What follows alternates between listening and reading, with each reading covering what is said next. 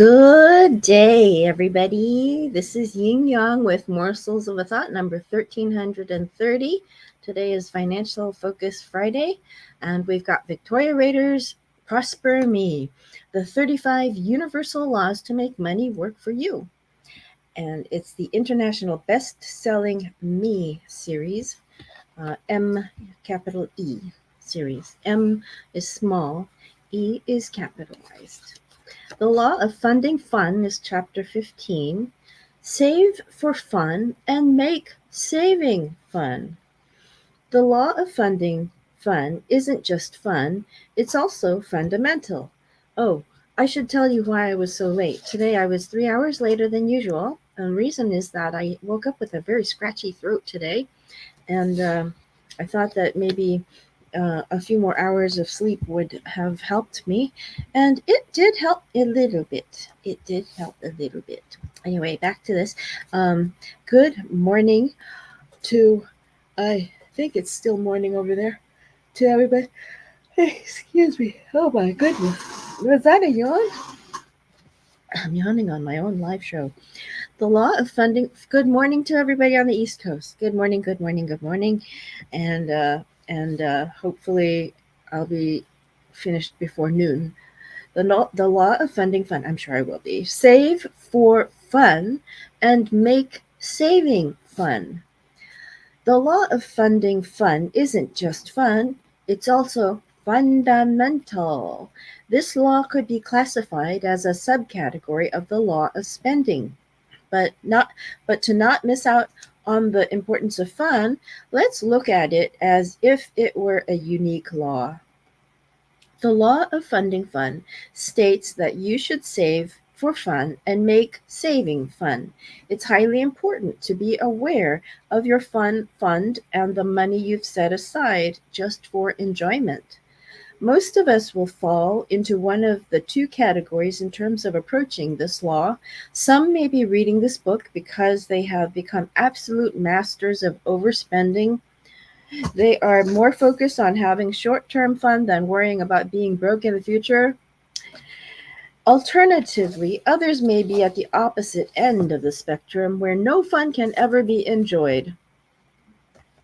Some might obsessively save money for the money's sake, fearing the possibility of losing it all. Others might be experiencing severe hardship, barely making ends meet. Often those that either cannot or will not spend money for fun are secretly or even openly resenting all these people who are having fun. In both cases, the scared me part is in charge, either out of fear of future lack or pain from the current lack. True, genuine abundance requires no money and invites us to learn to have fun prior to any need to invest into it financially. The law of funding fun is what creates that wholesome balance we're looking for between being wasteful with our money or lacking to enjoy it. It allows us to expand the me part of who we are, M capital E, to step fully into the deep, abundant connection of our spirit with the physical expression of our daily reality. It fascinates me how life conspires on your behalf when you start working through these laws. One of my dreams was to have reason, excuse me. Yeah, one of my dreams is to have reason. Yeah. Sorry. Yes, I washed my glasses. Yes. I need a new prescription, maybe.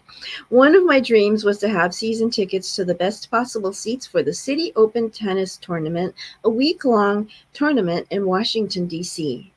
I've gone every year, either as a guest of some of my clients who have suites there or with one of my wonderful friends who has a season pass.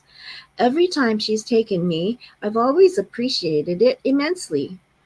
While I've always wanted a season pass, I'd only ever buy tickets for one day or a session. So I've managed to go to matches, but never for as long as I would have liked. I couldn't justify buying the tickets because every year I attended a conference in California which happens to run at the same time. Every year, I budget a certain amount of money to pay for those events and to also bring my kids to them, as it has become a family tradition. But in 2020 and 2021, the conferences were canceled due to COVID 19. The City Open Tennis Tournament was canceled in 2020, but in 2021 it was on, meaning I had a chance to go to the whole event. I decided to splurge on the best possible season tickets for a whole week of the tournament. I got myself two. This is Victoria Rader. She's a great person. She's really gorgeous, actually. And I can just imagine her loving to go to a tennis tournament with her daughter and her other members of her family. I mean, it just seems like it would be so much fun for her. I can just imagine it. Um, she has this big, gorgeous hair, and yeah, she's a really gorgeous woman. Anyway, I got myself two air-conditioned courtside seats, as well as one seat right on the court where you're literally level with the tennis players. This has always been my dream because I love tennis so much. You know, Ying says something here. Ying says, Ying used to like tennis so much too, but when I attended a real tournament, Serena something was there. Serena something. Anyway, both players, the two parts of the tournament, the games I watched, um, I was holding a parasol, an umbrella as a parasol because of the hot, hot, hot sun that day. And I had a little thing that was the strap hanging from it, and apparently it was reflecting, and the opposite player saw the reflection and looked up at me, and I was like, oh my God. And then there was a time I moved up to a different seat to watch the second game, and the I made a sound, or I said something, or I was talking to my friend that had taken me there, and the player on this side must have gotten distracted by my voice, and she came up to the wall and went boom with her tennis racket to the wall that was right underneath me. And I was like, oh my God, am I a horrible audience watcher or something? Am I a horrible tennis audience member?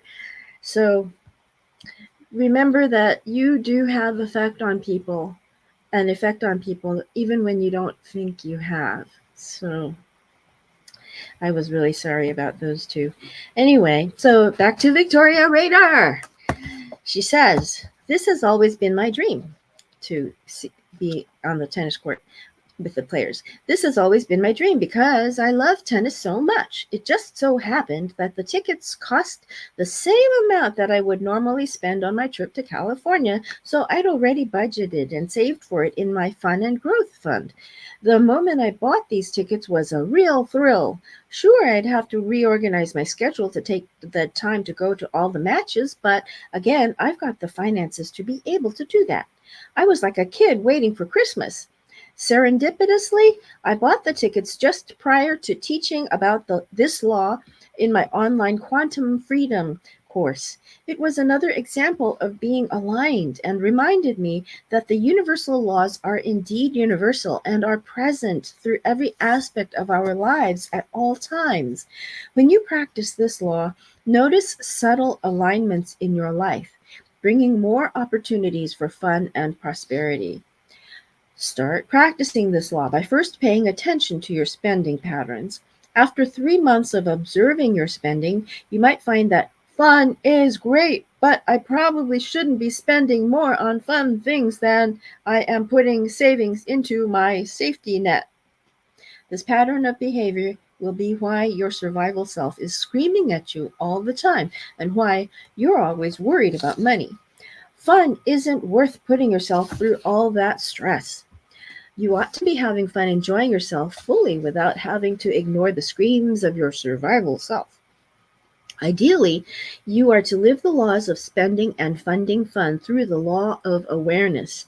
If you're saving every penny but don't have any time for fun, start considering how you can establish a separate fun account and what you can spend it on. It can be anything and everything within your budget. If you're grocery shopping and you love ice cream, pay for that ice cream from your fun fund. As your income grows, increase the amount you put into your fund. If you have something to look forward to and you know you're saving for something fun, the moment you hit your financial target, you can celebrate it. Hitting that milestone means you're also increasing the amount you have in savings and investment.